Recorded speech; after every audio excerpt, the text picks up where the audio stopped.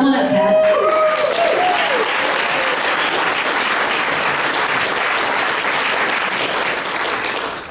Thank you. Well, thanks for coming. Thank you for being here. Listen, I wanted tonight to do something that very few politicians do. And Beth does this a lot, and I really do appreciate that. And it's speaking from your heart. And to share what's on my mind and what's in my heart. Because for 6 months, I've been praying. I've been praying that somebody would step forward, a viable conservative choice would step forward, and offer their services to be a candidate for the United States Senate.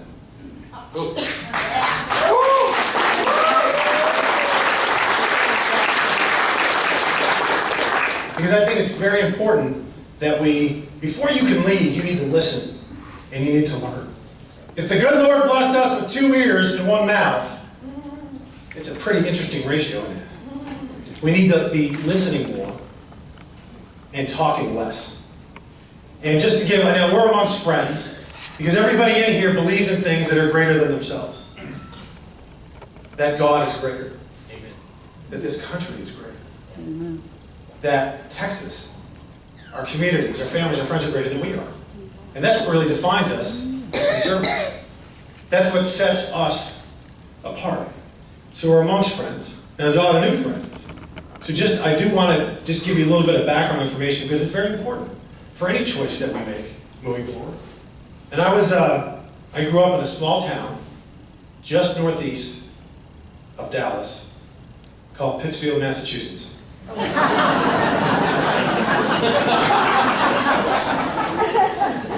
And in fact, when I ran for the state senate, we were in Bellevue, Texas. And I had taken on a long-term incumbent. He'd been serving 18 years. And he spoke first this particular night. We had about 25 of these days. And he stepped forward and he said, he went off script a little bit and he said, I'm going to tell you right now, this man here, he's nothing but a carpet-bagging Yankee. So I sit over here and I have my 5 minutes of prepared remarks, Julie, and I forget about all them, and I have to go off script myself. And I wanted to say, sir, do you realize that people in this room just elected a Manhattan billionaire? Civil War is over. We are united for the conservative cause. So I had to mitigate that, and I did that by telling a little bit of a joke about Pittsfield, Mass. And then I said, you know what, so while I do believe in transparency, so while I did grow up in New England, I became a man in Texas. But what brought me down here, my parents are retired school teachers, and they taught us the value of a hard day's work and how to earn. Never taught us, isn't it interesting? Never taught us how to envy, which is what the Democratic Party is basing their entire premise on nowadays. But they taught us to earn, and they taught us the value of an honest buck, and to work hard for your goals and be persistent and treat everybody like you'd like to be treated. And try to spread joy. And I try to spread joy. If you drive too slow in the fast lane, it's very difficult to spread joy. But I try, so I fall short sometimes. But nonetheless, those are the values that I took. And I wanted to get into the University of Notre Dame as an 18-year-old kid. That was my dream. And Notre Dame didn't want me at first. So I went to another university, got my grades up, got my act together, and reapplied. And they took me in. So while I got in the side door, it doesn't say on that diploma that I'm a transfer student. Thankfully. But anyway, that taught us something. And then I joined Air Force ROTC. Practiced a little football for Lou Holtz at Notre Dame. And he's been a great mentor to me and a wonderful friend for 30 years. In fact, a couple years ago, he did a fundraiser for me for free and flew from Florida as an 81-year-old man. Think about what that says about him. For a reserve player he had 25 years ago. And Coach Holtz, every one of his former players, has a little impression of him. You know, he has that little lisp. And he looked at me and said, Pat, I'm going to tell you something, son. I used to tell my players if they give me everything they had for 4 years, I'd be with them for the next 40. And Pat, the 40's almost up. Which is fair enough. But he taught us that you could dream and dream big, but you have to plan and then you have to execute that plan. Dreaming is not enough. You have to take action. And then you get the best leadership training you can get in the world in the United States military. And I got 8 years of that as a ROTC cadet and then as an officer when I was commissioned. And then after I served in Wichita Falls, Texas. Shepherd Air Force Base. Little did I know in 1991 that Wichita Falls and Wichita County would be in Senate District 30, a seat that I ran for, and that did help quite a bit. We have 14 counties in Senate District 30, parts of Denton and Collin, and then all of Grayson, Cook, Montague, Wise, Parker, Jack Young, Archibald, Palapino, Erath, and Wichita counties. Those are the 14. And you should know them all. We have 105 cities, and I'm not going to name them. And 111 school districts. But I got to Wichita Falls in accounting and finance as a second lieutenant and was asked a series of questions when you went process. And this is very instructive to why Texas grows and we have prosperity. Sat me down, asked me a series of questions, one of which was, what state would you like to claim residency in? I'm 23 years old and I don't know a lot, but I thought I did. And I sat up a little straighter and proudly said, Massachusetts. And she put her pen down. And she said, the state of Massachusetts has it was 5.6% state income tax. The state of Texas does not have an income tax. Amen. And she picked her pen back up. And she said, what state would you like to get a residency? And I said, Texas. And I've been here ever since. And we've grown. And then something happened, I started a business and was very fortunate and blessed to be successful. And there's something to be said for signing the fronts of paychecks and immediate payroll. Because as a business owner, you get paid last. And that really does help when you're a legislator, whether it's local, state, or federal level. Because you want those business owners to succeed. Because they employ more people than large companies that they can aggregate. And that is a wonderful journey. And it's also afforded me the blessing and opportunity to follow my not occupation, which is that, but my occupation. And every one of us in here wouldn't be here if our occupation wasn't Texas, wasn't our conservative cause, and wasn't this country. Because 100 years from now, nobody's going to be here in this room, but our country, God hoping, will be. That's the difference between us, I think, and the left. And so in 2008, something awful happened. Barack Obama was elected President of the United States. An activist. And like many of you, I sat there and I was screaming at the television. I can't believe it. I wore black for a month. Because I was in mourning. And then my wife said, I have had it. Do something. I don't want to hear it anymore. Take some action. And so I said, what do you want me to do, baby? The primaries aren't until January or March of 2010. She said, you can run for city council. And I ran for city council. And here is a little bit of a theme that we see. They, pronoun they, said that you couldn't do it, you just moved to that city, you only lived there 2 years, and you're going to get crushed because they already have a candidate that's blessed. 4 people ran that race, we knocked on lots of doors, we won by 28%. 3 years later, they also said, don't run for state rep, you've made too many enemies, you've been a conservative, you voted no on things. There are people that are very angry with you. You're going to get crushed. We did the same formula, knocked on lots of doors, talked to folks, were honest, and I said, if I have reflected the values of the city that I represent now, half of that city is in this district, I think we'll be fine. We won that race by 44%. And then in 2018, we ran and faced a challenge, 18-year incumbent with $2 million. And he said, as you may suspect, very nasty things about you. And we won that race by the widest margin that we can find in Texas Senate history against an incumbent by 40%. And what do? Same formula, knock on a lot of doors, meet a lot of people in all those counties, and tell them what you really feel. Show some energy and passion and commitment. And when you do that, it's funny how people react to it. Because you matter. At the end of the day, you matter. And if you elect people that you think in your hearts care about you, then keep electing them. But if you don't, if you think they've lost touch and they don't have a vision for the future, then you should vote for somebody else. And so for 6 months, my wife and I have been praying. And I was really praying that somebody would step forward and give us a viable choice. Because we've had choices in the past, but let's be honest, they're not viable. You need a series of things to be viable in the statewide race in Texas. You do need money or have an ability to raise money. You have to have a great life resume. You have to have a commitment. You have to truly believe. You have to have all of these things in a formula. particularly to take on an incumbent. And you have to create and engender excitement. My goodness, look at what Beto O'Rourke did with the left 2 years ago. When he first announced, we all laughed. We all laughed and said, Ted is going to crush him. This is going to be a joke. Even if he can get the nomination. A no-name congressman from El Paso. And for some unknown reason, I mean, he caught fire.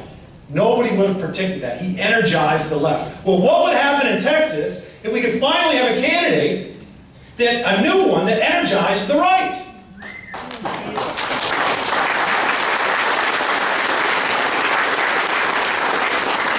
That gave everybody in this room something to believe in. To say, this person, I believe. I believe that they care. I believe they will do as they said. And I have an 8-year record to prove that. You don't have to take that leap of faith. Compare our records. And I want to have a conversation with Texans over the next few days. And ask them with a wider net. And please ask your friends. Ask your friends that agree with you politically or in the middle or on the left. I mean, what do they want? Because if y'all don't want a change or a choice, I'm fine with doing what I do. I love my wife. I love my kids. I have a blessed life. I'm fine where I'm at. But it would be hard for me to live with myself. And that's ultimately why I'm here tonight. And Julie, thank you for letting me be here. It's because I'm not sure I could if we're force-fed another option. Again, the same option. Because if you believe that the incumbent cares about you and will reflect your values, then by all means keep him. But I have a sneaking suspicion that is not the case across this state. So let me ask you this. Who do you think will be a better candidate for a general election ticket for the Republican Party from March until November? That's 8 months of campaigning across this state to energize our base and every right of center person in this state. Do you think it's the long-term incumbent? Do you think it's the long-term incumbent? No! Well, he's had 18 years. I mean, you know, some of the things you agree with until you check under the hood. When they say things like, you know, our deficit is getting out of control. Our debt is nearing $23 trillion. Might have actually surpassed this by now. Okay. Well, what have you done about it? You've been there for 18 years. You voted for every debt ceiling increase that's been there. You've never championed things like a balanced budget limit or term limits. Things that matter to us. Zero-based budgeting at the federal level. Wouldn't that be something? It would be amazing. It would be miraculous.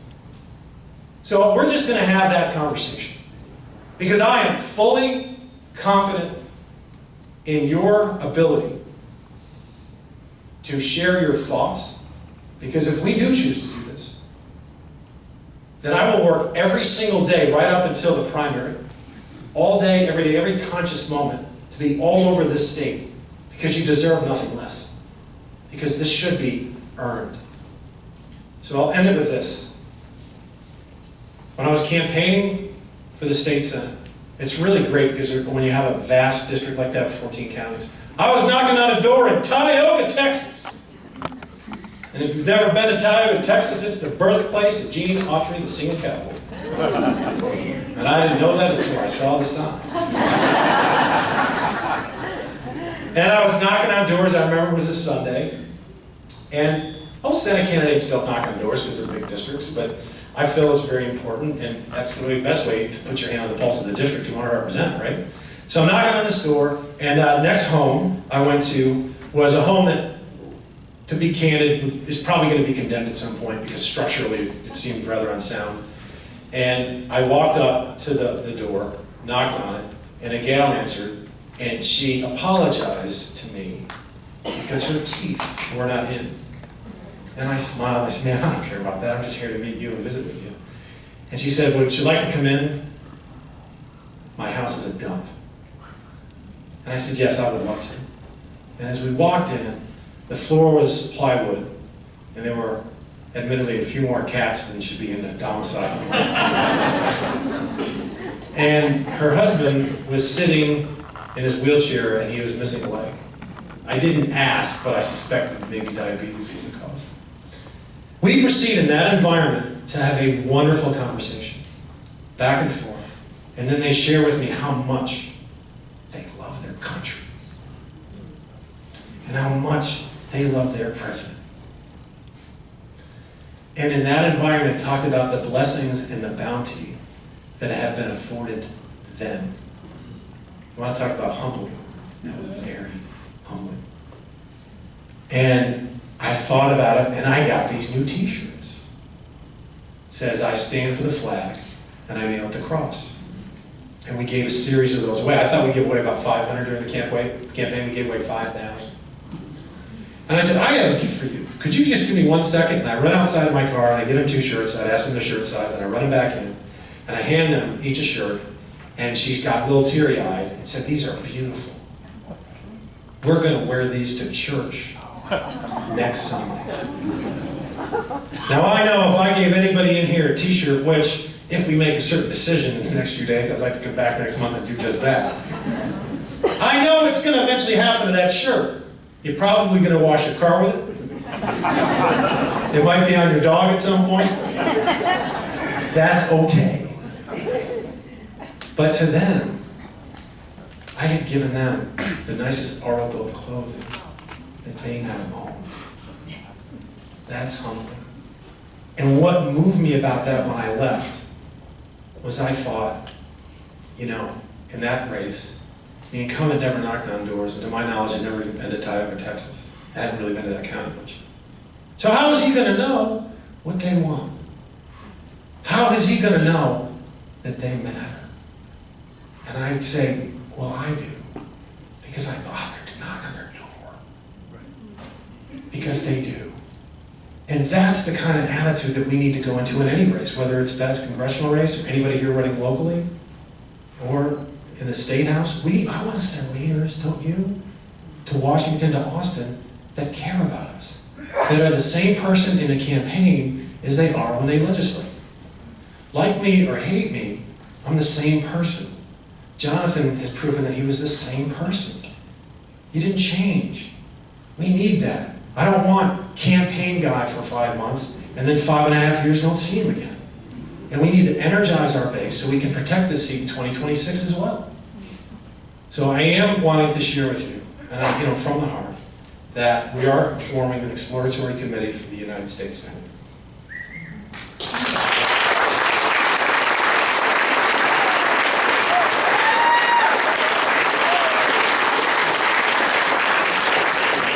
And in the coming days, we're going to have to make a choice because time is wasting and we're running against a very well-moneyed incumbent. But we want to hear from you, hear from a lot of other folks around the state of Texas. And if we do this, let's be very clear, and I'll end with this. I cannot do this alone. Let's get our pronouns right. It's not about I and me. It has to be about we and us. You cannot change the world by yourself, and neither can I, nor anybody in this room alone. But together. I remember in 1980, a little kid watching the television. Reagan, when he got nominated at the GOP convention, they had a banner in the back, and it said, together, we can change the world. And they did. And they did. Well, think about what we could do. Think about the message that we could send, not only in this state, but in the country, to all 535 of those legislators in Washington, D.C., that they do not work for the special interests. That they do not work for the establishment, that they do not work for those Beltway bandits, that they work for us. And if you forget who you work for, we will send you home. Thank you very much.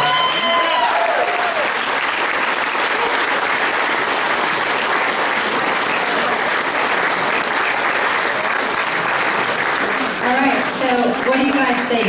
Pat Fallon versus John Cornyn?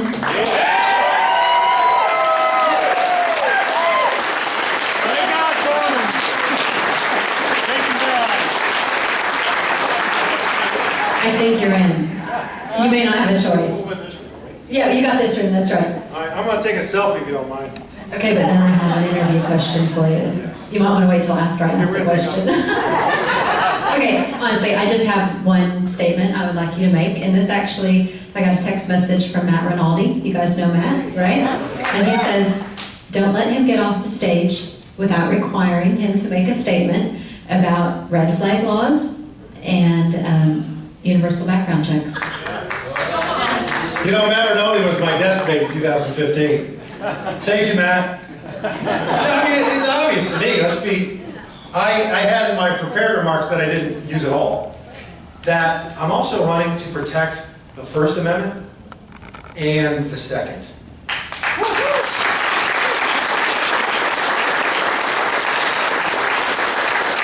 Nobody in this room wants a firearm in a convict's hands. It's illegal anyway. Heroin is illegal. We have an opioid crisis in this country. Passing laws alone won't do that. If people want to pass laws in D.C. to make themselves feel better about, who they are in a cocktail party, that's on them. For us, we need to understand the values that made us a great country. There are 500 million firearms already in the nation. Taking my AR-15, I'm an AR-15 owner, taking it away from me doesn't make anybody safer. Taking your firearm away from you to a law-abiding citizens that follow all the rules and pay all the bills and love your family and raise them the right way doesn't make us safer. It makes us even less safe. It makes us even more dangerous. And those are the kinds of conversations we need to have, because appeasing an element of the electorate that's never going to vote for you anyway isn't a pathway to victory in November. Amen.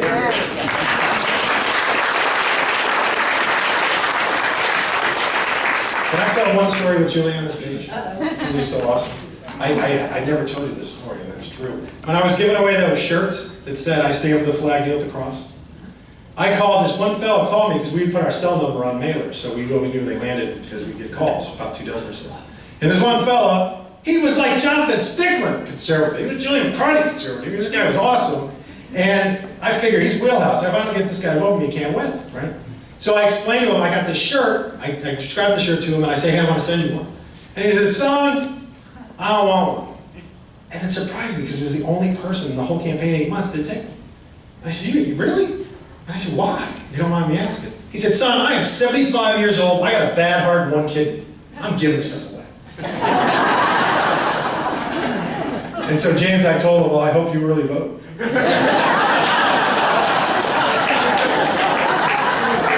But let's take a selfie. Thank you very much. I want to hang around and talk to folks as you when you leave and the meeting's over, and just hear your thoughts and hear your concerns and hear your ideas, because I think that's how we not only win a primary, that's how we keep this seat red in November. Thank you very much, and God bless.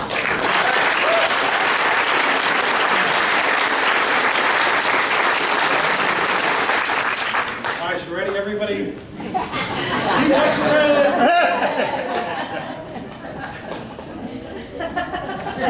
You guys look great. Thank you. Okay, so you guys come back next month and you're getting a free t-shirt. I think that's what I heard. Okay, Susan, come on up.